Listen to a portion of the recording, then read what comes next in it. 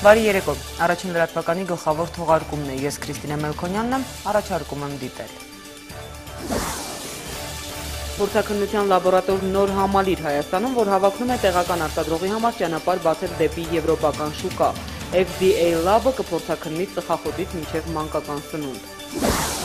ԱՊՀ մերձբալթյան երկրների և Վրաստանի կենտրոնական բանկերի ղեկավար ներկայացուցիչներն ու ֆինանսական համակարգի կարգավորիչները Երևանում քննարկում են բանկային ոլորտի խնդիրները։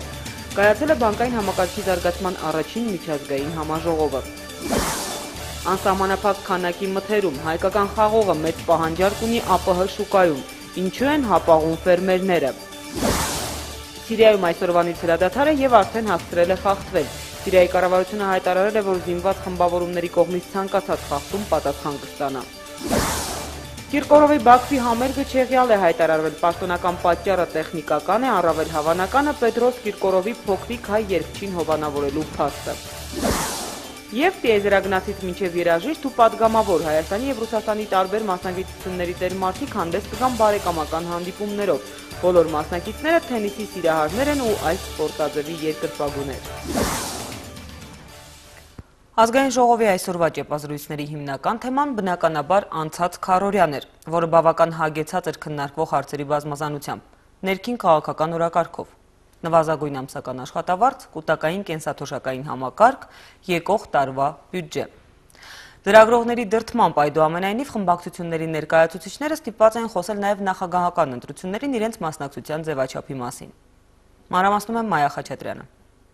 Շաբաթվա խորհրդարանական ինտրիգը ժառանգություն ազատ դեմոկրատներ գործակցության վերջակետն էր, ապա հարզանի պատճառը միջկուսակցական խնդիրը չէ եւ ոչ էլ միայն հայտնի մանդատի պատմությունը, ով երբ որտեղ է հարցերի պատասխաններն անհրաժեշտ են խմբակցության աշխատանքները կազմակերպելիս։ Ժառանգությունում սակայն մամուլից են իմացել, որ Քոքոբելյանն օրինակ օվկիանոսից այն կողմ է։ Խմբակցության բոլոր անդամները պետք է ներկայացնեն ժառանգություն խմբակցությունը, եթե չեն ներկայացնում, այդ դեպքում մենք մեր դիրքորոշումը դաշնականապես կստակեցնենք։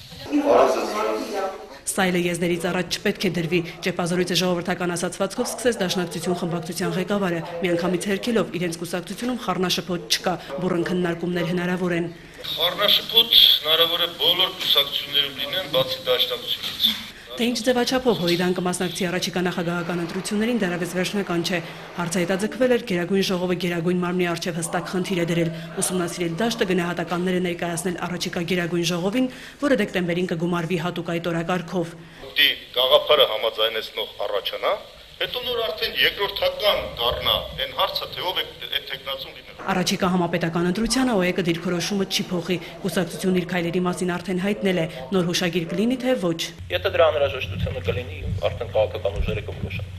Նախագահական ընտրություններին մասնակցության ձևաչափն առայժմ ԲՀԿ-ին եւս չի հստակեցրել։ Խմբակցության քարտուղարի անձնական տեսակետն է, կուսակցությունը հանդես կգա առանձին տեխնացույով, իսկ հուշագրի հարց ԲՀԿ-ում չկա։ Ըստ խմբակցության падգամավորների հարցն ավելի շատ կուսակցությունից դուրս է քննարկվում։ Բարգավաճ Հայաստանը որևէ քաղաքական ուժի հետ, որևէ հուշագրի նոր, հին, կիսահին, կիսաթարմացված վերաբերյալ որևէ կարգի բանակցություններ չի վարում։ Առաջիկա ընտրություններին մասնակցության ձևաչափի մասին ՀԱԿ-ն առայժմ ձեռնպահ կմնա բաց տեքստով որևէ հայտարարություն անել։ Խմբակցության ղեկավարի խոսքով գտնվում ենք մի զգայուն ժամանակաշրջանում։ Համապետական քվեարկությունից առաջ քաղաքական ուժերը պետք է կողմնորոշվեն, հստակեցնեն մարտավարությունը։ Որևէ չափազանց բաց մեկնաբանությունը իմ կողմից միայն կարող է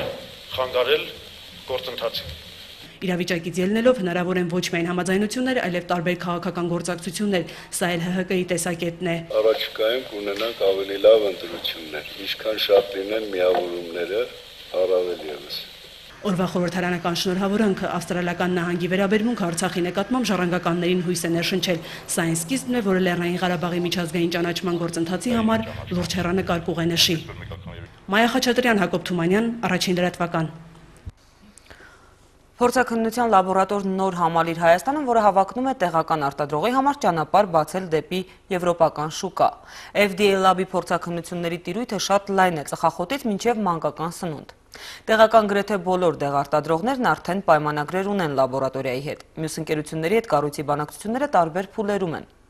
Իդեպ դեղերի փորձաքննության համար լաբորատորիային կից կառուցվում է նաև հատուկ կամավորների համար նախատեսված կլինիկա։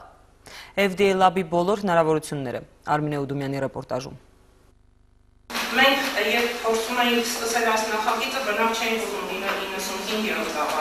Շուրջ 13 տարի դեղերի մանրամեծածախ վաճառքով զբաղվող Տոնուս Լես ընկերությունը կառուցել է միջազգային մի շարք չափանիշերին համապատասխան փորձագիտական լաբորատորիա, որն իրոք դժվար թե 95-րդը լինի։ Այն շատ մեծ հավակնություններ ունի եւ մտադիր է միջազգային հավաստագիր ստանալ ու տեղական արտադրանքի համար բացել եվրոպական շուկայի դռները։ Այսօր շրջայցով հյուր եկած վարչապետին ու նախարարներին պատմեցին իրենց լաբորատորիայի մասին գրեթե ամեն ինչ։ Սարքավորումները գնել են առաջատար արտադրողներից, որոնց մասնագետները հենց այստեղ մոնտաժում են սարքերը։ Որոնք սարքը ներդրում են, սարքը աշխատացնում են, տրեյնինգ են անում աշխատակազմին, վերջում սերտիֆիկատները տալիս են։ Իսկ լաբորատորիայի վերապատրաստված մասնագետներն ամեն օր զննում ու պատրաստում են սարքերը, որ տեխնիկական խնդիրներ չառաջանան։ Սարքերի կատարվում է տեխնիկական զննում, որպեսզի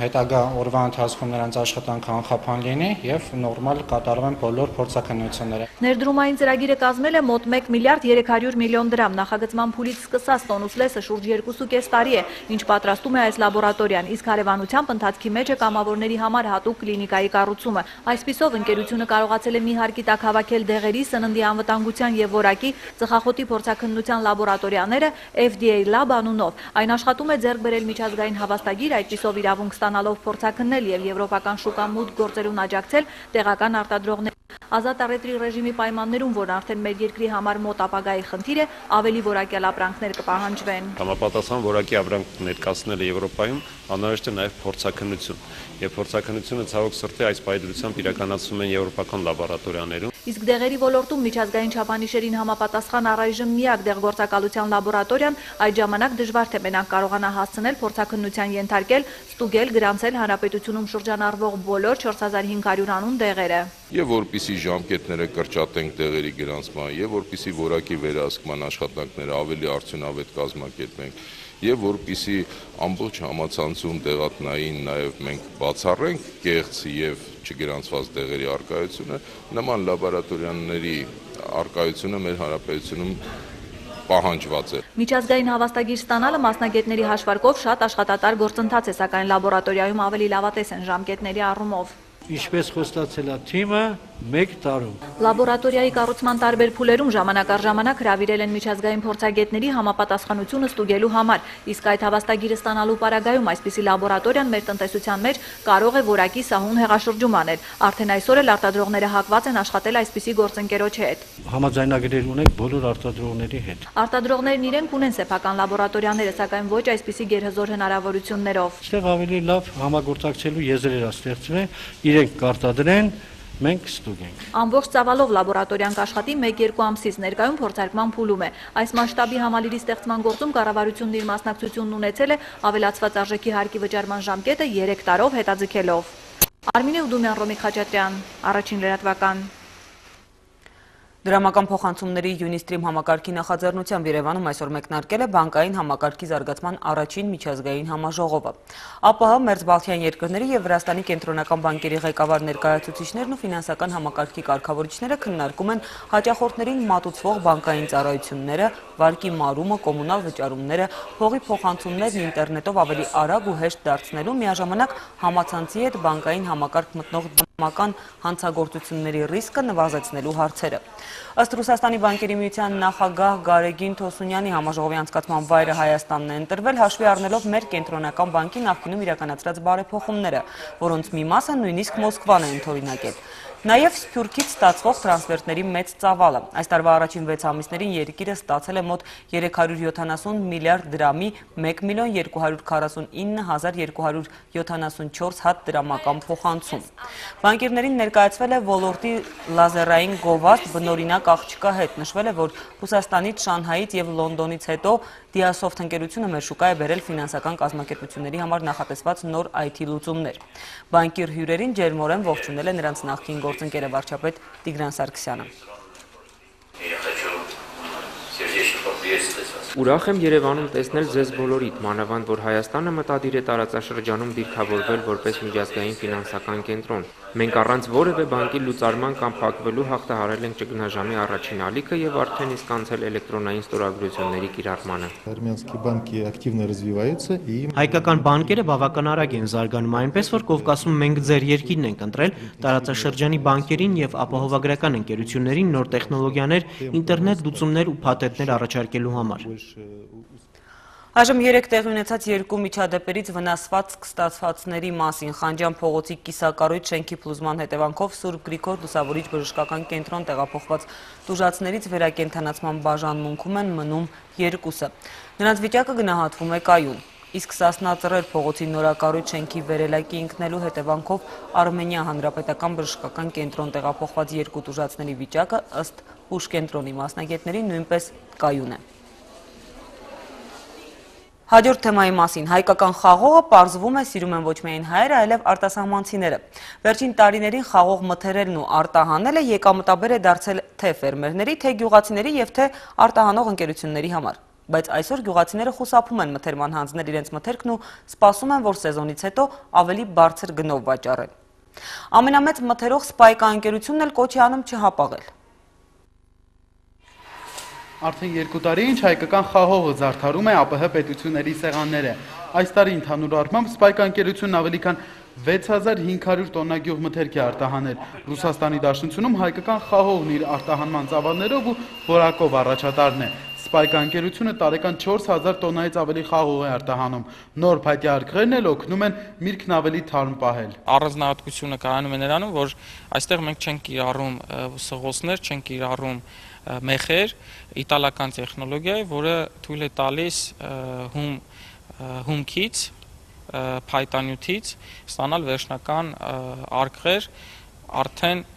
պատրաստի վիճակում եւ շատ մեծ արտադրողականությամբ։ Նախորդ տարի ընկերությունը շուկայականից բարձր գնով մթերել ու արտահանել է արտասահմանում իրացվող հայկական խաղողի ավելի քան 70%-ը։ 2011-ին այս լուրը ոգևորել էր բազմաթիվ ֆերմերների, բայց պատկերը հիմա փոխվել է։ Ընկերությունում պնդում են, որ ֆերմերներն ու գյուղացիները պահում են խաղողն իրենց սառնարաններում կամ գետնահարկերում, հետագայում ավելի թանկ գնով վաճառելու հույսով։ Սպայկան էլ որպես ամենամեծ արտահանող կոչ է անում չպահել ապրանքը։ Մթերման սեզոնից հետո նրանք այլևս խաղող չեն գնելու։ 90%-ով ծավալը ընկել է, որովհետև մթերումը սկսել ենք սեպտեմբերի 10-ից, գինը մեկնարկային 250 դրամ, անցած տարվա տարբերությամբ 225 դրամ, այսինքն ավելի թանկ ենք դրել այս տարի գինը, եւ 1200 տոննա մթերելուց հետո արդեն գինը կտրուկ թանկացավ։ Սպայկայի պայմաններն իսկապես շահավետ են գյուղացիների ու ֆերմերների համար, բայց պահելով սեփական սառնարաններում հույս ունեն 2013-ի սկզբին ավելի թանկ գնով վաճառել, սակայն անհասկանալի պայմաններում պահվող եւ օրեցօր ավելի հնացող խաղողն այլևս ընկերությունը չի բերելու։ 30 նոր մեքենաները պատրաստ են հայկական խաղողը հասցնել անգամ Սիբիր։ Այս պահին Իծանպտուկ եւ Սև Հայաստան խաղողի տեսակները ֆերմերներն առաջարկում են 400-ից 450 դրամով։ Մինչև դեկտեմբերի 20-ը մենք պետք է արտահանենք այդ տեսակայինները։ Նրանից հետո մենք չենք կարողանալու կազմակերպել մթերում, որովհետև մենք վաճառելու տեղ չունենք։ Ծավալի մասով կարող եմ ասել անսահմանափակ, կարող ենք մթերել կանխիկ գումարով։ Կոչ ենք անում նորից մեր գյուղացիներին, մեր ֆերմերներին, որոնք որ պահեստավորել են այս պահին իրանց պատվալներում sense կոչված, հա, վաճառեն մեր ընկերությանը։ Ըստ ընկերության մասնագետների իրենց անհրաժեշտ խաղողի շուկայական գինը 70-ից 90 դրամ է, բայց իրենք պատրաստ են 300 դրամով մթերել։ Մթերելուց հետո էլ խաղողը թանկ չի վաճառվում, եւ հենց դա է պատճառը, որ հիմա միջազգային ցանցերում հայկական խաղողն առայժմ առաջինն է։ Տիգրան Դանելյան, Արմեն Անդրեասյան